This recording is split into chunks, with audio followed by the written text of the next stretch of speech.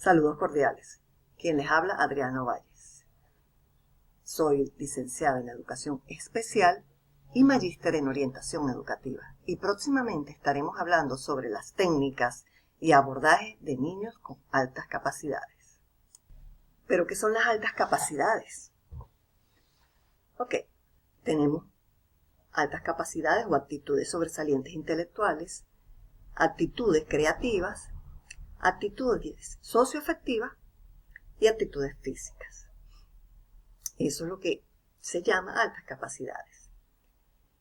Las altas capacidades, esas actitudes intelectuales tienen varias denominaciones en diferentes países. Se le ha llamado como superdotación intelectual, precocidad intelectual, actitudes sobresalientes, alto rendimiento, altas capacidades cognitivas, altas habilidades, talento. Pero toda esa terminología se ha sido englobada por el término altas capacidades intelectuales. Entonces, cuando hablamos de esas altas capacidades, esas actitudes intelectuales, tenemos varios modelos que lo definen, varios modelos que les han querido dar respuesta a esta capacidad intelectual que tienen nuestros niños. Entre ellos tenemos a Renzulli, que nos hablaba son modelos orientados al rendimiento, o Terman, Marland y Gardner, que nos habla que son modelos basados en capacidades, modelos cognitivos de Stenberg, Gardner y Monk, y modelos socioculturales.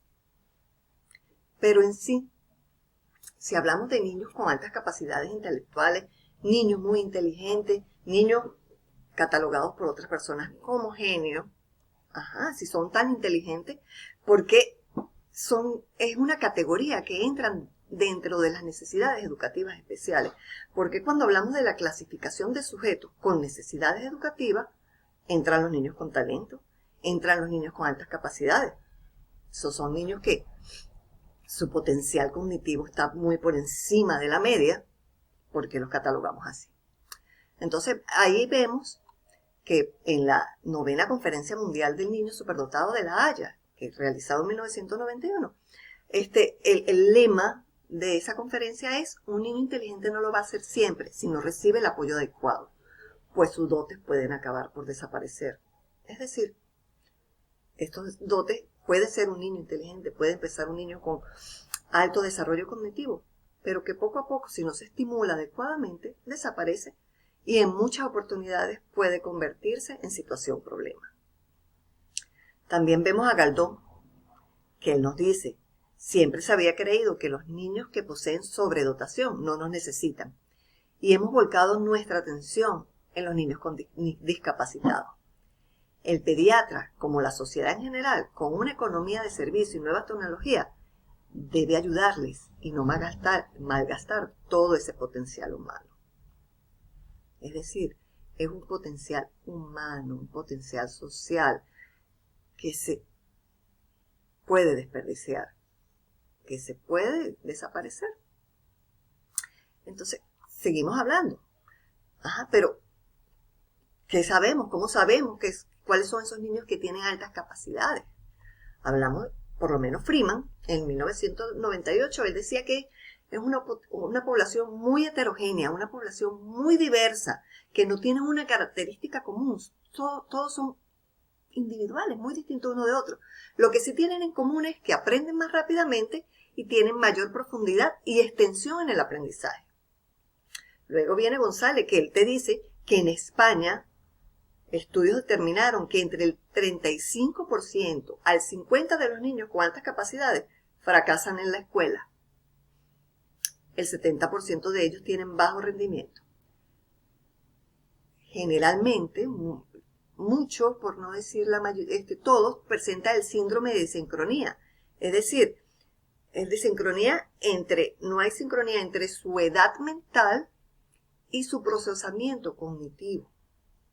Son niños que jamás se van a sentir cómodos con su grupo de referencia, niños que no se sienten bien con grupos de su edad, niños que prefieren estar con adultos, niños que muchas veces tienen dificultades motrices, dificultades de habla, que hay un síndrome que no sé, que su conducta, su característica no están de acuerdo a su edad. Tienden a tener hipersensibilidad. Hipersensibilidad, es decir, le molestan sonidos fuertes, telas, ropa que molesta, el olores fuertes, luces. Muchas veces son niños que tienen problemas de atención. Es decir, son niños que se aburren tanto en una aula de clase que con la primera explicación de una actividad la comprenden, que ya no prestan más atención y se molestan, se aburren, tienden a presentar comportamientos molestos. Niños que tienden a ser mal diagnosticados como TDAH. En muchos sitios se ha determinado, se ha investigado y se ha observado que muchos de estos niños, su característica y su comportamiento son similares a los niños que presentan TDAH. Pero, son tan inteligentes. Necesitamos diseñar algún tipo de programa para atender a estos niños. Es muy poco, es muy raro. Usted le pregunta a cualquier docente, ustedes como docente van a ver y van a decir que jamás han tenido un niño en su salón de clase, que es muy raro. Pueden que hayan visto uno, que eso no se consigue.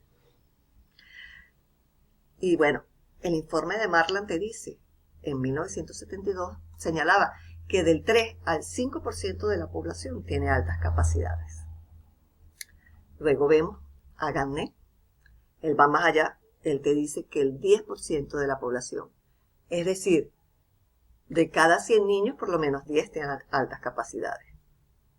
¿Cuántos niños han trabajado con usted? Es decir, si han trabajado 100 niños, por lo menos 10 han tenido altas capacidades. Renzulli va más allá. Él te dice que el 20% de los niños tienen capacidades intelectuales superiores. Es decir, de cada 100 niños, 20 tienen una capacidad intelectual superior. Es decir, ¿cuántos niños ha atendido usted que puede presentar esas capacidades y usted no se ha dado cuenta? ¿Por qué? Porque ese es uno de los mayores problemas. Es pocas veces diagnosticado. Entonces, ¿qué orientaciones existen para atender a estos niños? Bueno, el enriquecimiento curricular. Es decir, darle actividades que enriquezcan ese currículo. No significa darle más actividades que los demás. Si usted está trabajando con niños de primer grado y le está dando suma de un dígito, 5 más 4, a él le puede dar sumas más amplias, 50 más 20, lecturas más largas, más amplias, que le emocionen, que estimulen a que él quiera seguir trabajando. No lo acumule de actividades, no le dé más, dele cosas más interesantes. Aceleración.